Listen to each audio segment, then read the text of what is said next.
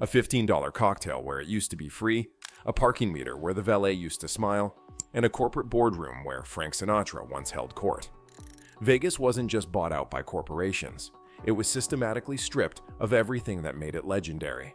This is where the Rat Pack ruled. This is where working families could afford dreams. This is where America's playground became America's most expensive disappointment. I'm a former casino industry insider who watched this transformation destroy everything that made Vegas special. What I'm about to reveal shows how corporate ownership murdered the soul of Sin City. But someone needs to document what we've lost. Here's what's at stake. If you think Vegas just got more expensive, you're missing the bigger picture. You're witnessing the complete corporate takeover of America's last authentic entertainment destination. When the Rat Pack performed at the Sands, they weren't just entertaining guests. They were building the mythology of Vegas as we know it. The family casino era wasn't just about ownership models. It was about a fundamentally different approach to hospitality. The Binions, the Boyds, the Maloof family. These weren't just names on buildings. They were real people who walked their casino floors daily. They knew their dealers by name. They recognized regulars and asked about their families. When a decision needed to be made, it happened on site, not in a boardroom thousands of miles away. This wasn't just sentimentality. It was smart business. And the family owners understood something fundamental. Creating loyal customers meant delivering value and personal attention. The economic model was brilliantly simple. Make people feel special. Give them affordable entertainment, and they'll gamble more and return often. Take the legendary $1.99 steak dinner at Binion's. It wasn't a promotion. It was a philosophy. Family owners were playing the long game. They knew that a working-class couple from Iowa might only gamble a few $100s. But if you treated them like royalty, they'd come back year after year and tell all their friends. The free drinks weren't just generous. They were strategic. Even small-stakes players felt valued. The complimentary parking wasn't just convenient. It was a statement. We're happy you're here. The low-cost buffets weren't just meals. They were community gathering places where locals and tourists broke bread together. Most importantly, decision-makers lived in the community. When a casino owner's kids went to school with dealers' kids, when owners shopped at the same stores as housekeeping staff, accountability was built into the system. It wasn't perfect, but there was a human element that kept the worst excesses in check. Everything changed in the 1990s when Wall Street discovered Vegas. Kurt Kerkorian's MGM Grand opened in 1993 with corporate financing and corporate thinking. The Mirage had already shown that mega resorts could generate enormous profits. Suddenly, casinos weren't just businesses. They were assets.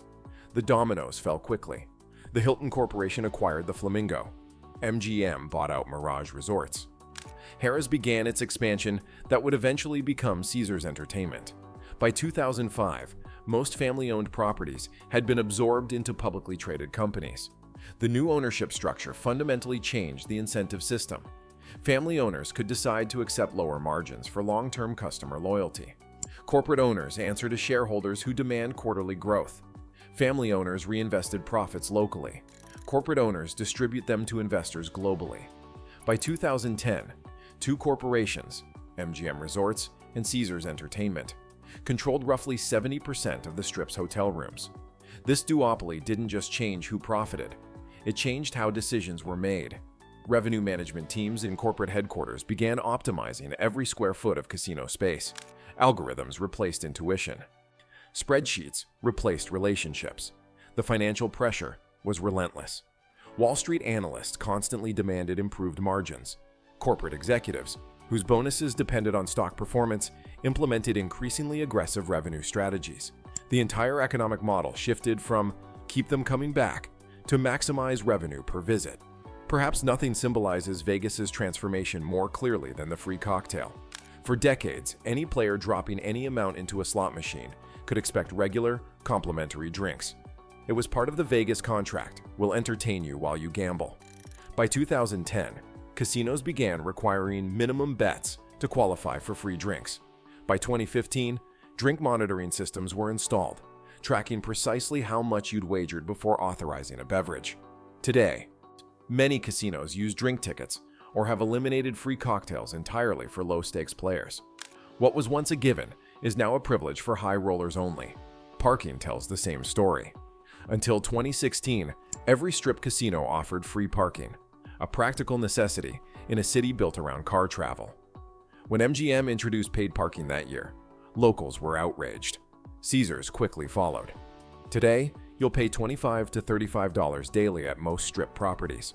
A simple errand to a strip hotel now costs what an entire night out once did. The legendary Vegas buffet has suffered the same fate.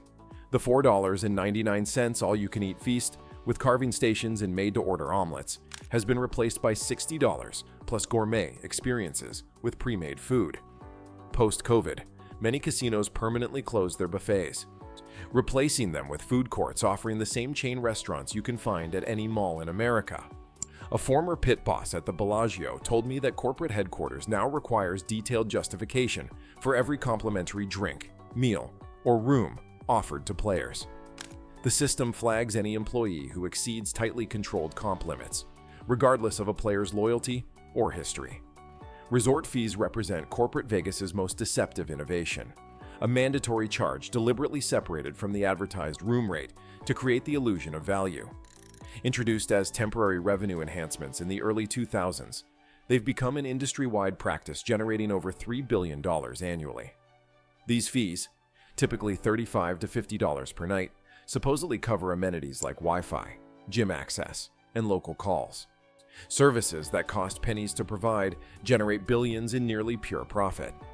More insidiously, they allow casinos to appear lower priced on travel booking sites while collecting the same revenue. The Federal Trade Commission has investigated these fees as potentially deceptive, but the practice continues.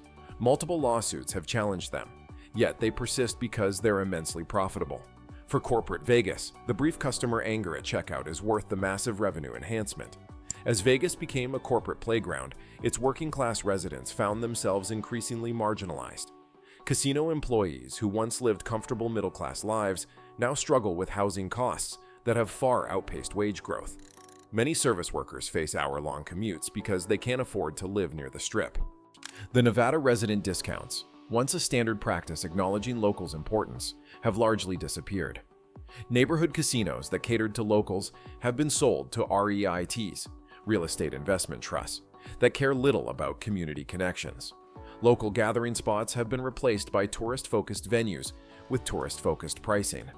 The cultural institutions that gave Vegas its unique character, from independent restaurants to local entertainment venues, have been priced out of existence or acquired by the same corporate conglomerates.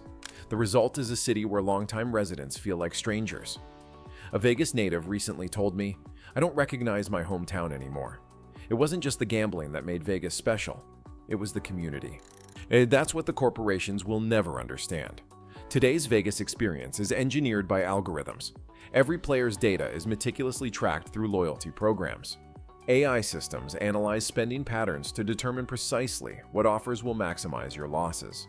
The placement of every slot machine, the pricing of every amenity, the staffing of every shift, all optimized for maximum extraction. The human touch that once defined Vegas hospitality has been systematically eliminated. Casino hosts, once empowered to build genuine relationships with guests, now function essentially as salespeople working within tight algorithmic constraints. They can no longer offer spontaneous comps or make judgment calls based on personal relationships. A former Caesars executive told me that their system tracks over 90 data points on each player, creating what they call a theoretical value score that determines every aspect of your experience, from room assignments to restaurant reservations to casino floor treatment. Vegas entertainment has undergone a similar transformation. The free lounge acts that once filled casino floors have been replaced by branded experiences costing hundreds of dollars per ticket. The mid-price shows that families could afford have largely disappeared, creating a barbell effect, either ultra-expensive productions or low-quality free attractions designed to drive foot traffic. The unique personality of each casino has been homogenized. When the Bellagio opened in 1998, it had a distinct Italian theme. The Venetian recreated Venice. Caesar's Palace evoked ancient Rome. Today, walk into any luxury property, and you'll find the same high-end retailers, the same celebrity chef restaurants, the same generic luxury aesthetic. This homogenization extends to the entire experience. The same corporations own the hotels, the restaurants, the shows, the clubs, and the shops. The illusion of choice masks a reality of consolidated ownership and standardized experiences. What comes next is even more concerning.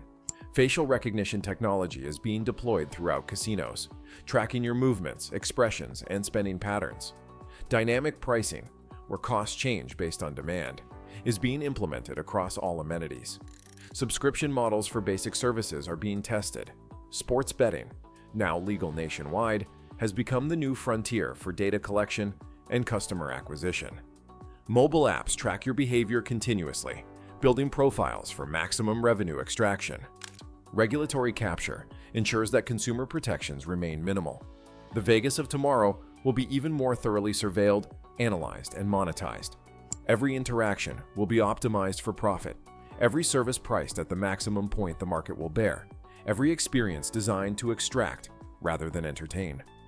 The corporate takeover of Vegas represents more than just the loss of free drinks and parking.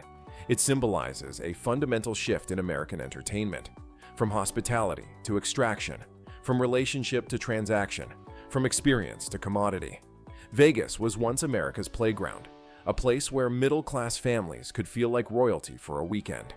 Today, it's America's most expensive disappointment, a corporate money machine designed to separate visitors from their cash with maximum efficiency and minimum value. This transformation matters because it reflects broader changes in our economy and culture. What happened to Vegas is happening everywhere. Authentic experiences replaced by corporate simulations, community institutions hollowed out by profit maximization, human connections severed by algorithmic management. Understanding this reality is the first step toward reclaiming what we've lost. By recognizing how corporate ownership has transformed Vegas, we can make more informed choices about where we spend our entertainment dollars and what kind of experiences we value. The Vegas I knew is gone, but its memory deserves to be preserved, not out of nostalgia, but as a reminder that there are different ways to build businesses and communities. The corporate model didn't improve Vegas, it extracted its soul and monetized its remains.